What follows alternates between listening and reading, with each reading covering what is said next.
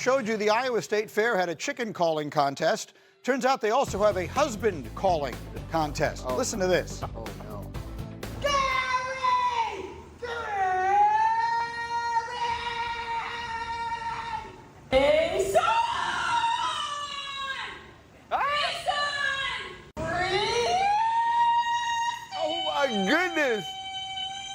Hey, stop what you're doing! Yeah. Supper time! I'm hungry too then, girl. Get about time with the food on the table. Okay. Hey, I tell you what. I know she don't just cook with salt and pepper. Yeah. She used Creole seasoning. Onion powder. Husband I calling. apologize. That's very strange. It's a very I look strange directly endeavor. at you. Answer for this. I'm like Greeny on this one. Yeah. Make sure I'm just taking notes. I don't have much. I know.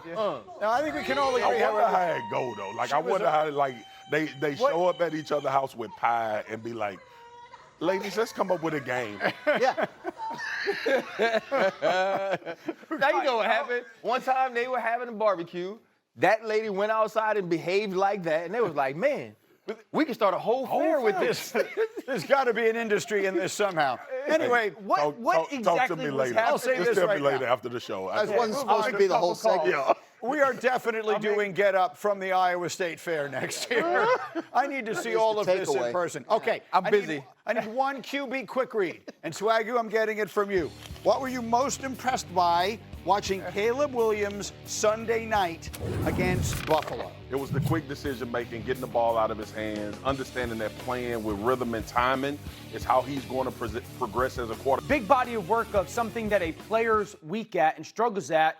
And yes, small body of work, 10 passes, preseason moment, but it went from a weakness to a strength. And so if that's the starting point, the foundation, the baseline right now, then there's definite growth and development for Caleb. So let me throw into the conversation. Yesterday, Danny, you and me and Shefty and Mike Tannenbaum, we were raving about his performance the night before. And we got a text from a Hall of Fame coach, a legendary Hall of Fame coach that said, so I guess we're putting a gold jacket on Caleb Williams now after one night. Yeah. So just to put the other side to it, are we overreacting to what was obviously a very good night? Yeah, but we should overreact. Like, this is part of it, right? This is part of watching a player do something that we aren't used to. And here is what I say. If you told me, hey, RC, you know, I really hate it when you walk a certain way, right? I need you to do this differently. If you do this differently, it'll make you better on TV. I want to come in the next day and over-exaggerate the way you want me to walk.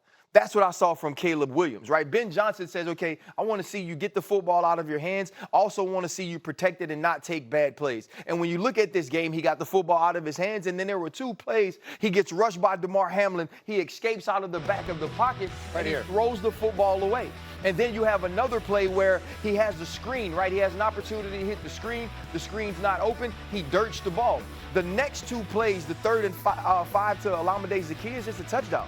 The next play is a 5-yard pass or a 7-yard pass to DJ Moore, and it's a first down. And so now Caleb Williams, who has this glaring issue that is not just an issue we saw last year, it's a habit, right? It's historic for him. The first time out, he makes sure those things don't happen. And that says to me that the way Ben Johnson is coaching him is something that's taking. Okay. It was very basic what he saw defensively. Yes. Versus some backups, yes. But we're not overreacting, and we say this all the time. I don't really care about the result. What did it look like? How was the operation? Yeah. Was that better? Yes. He's got to get 30 yards deep. Yeah. That's not going to be what he's going to see against Minnesota. Hunter Smith is going to be a completely different experience. So, I said this yesterday, Greeny. The next step is going to be like, when he goes to throw that number one guy and like, oh, crap, that's not the person getting the ball, then what does it look like? Because that's real play. That's why I think the biggest thing comes out of Sunday night is the effect it has on him and his development going forward. If he had been lousy Sunday night, You'd be and he goes home to that, right? be red flag. Right, and it's all on.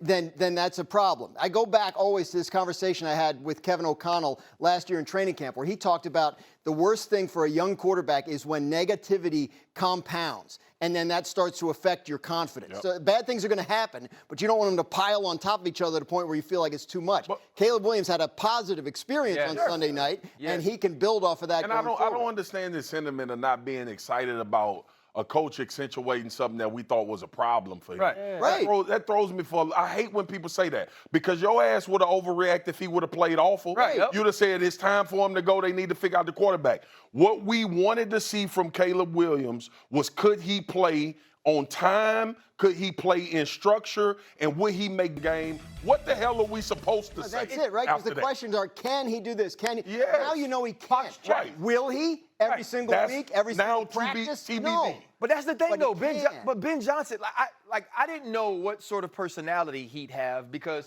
if it seemed like he never wanted to go take that head coaching job, he's a dog.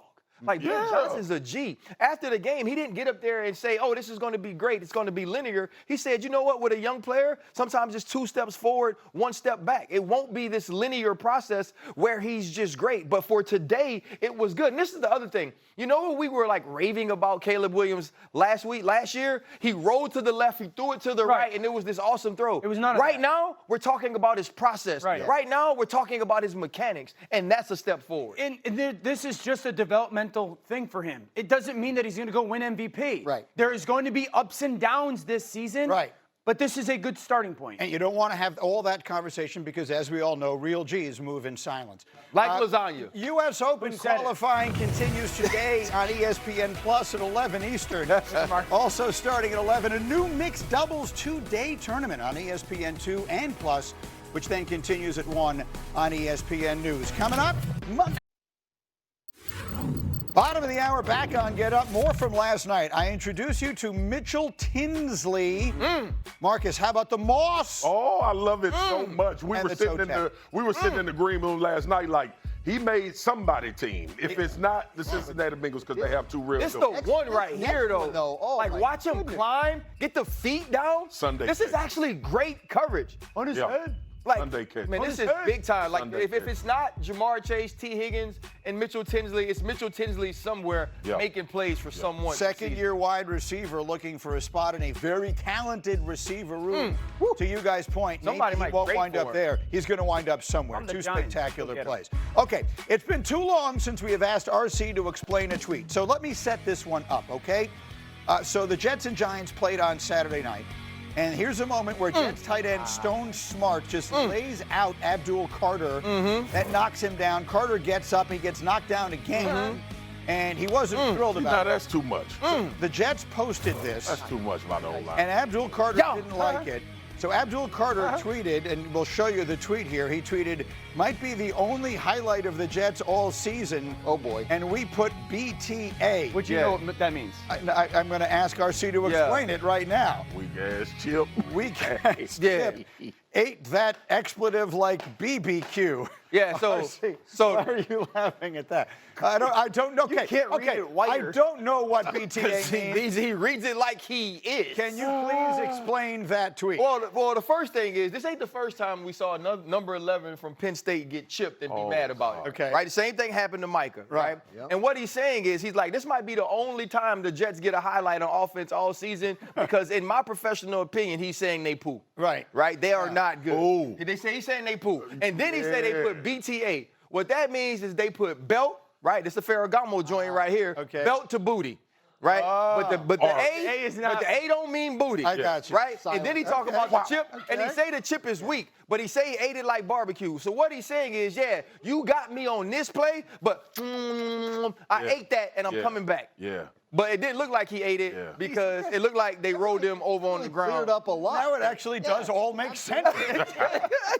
I gotta go on this side, man. I gotta go on this side. I need you with me here. Great all time. That would all make sense to me. Guys, I gotta get over here. Having now explained that to me, now He reread the thing literally. explain it to me one more time. Well, it's sort of like when you get like an English to French dictionary. Now, it all makes sense. Now let me get down to business. I'm watching the New York Giants. I watch a team that last year I think we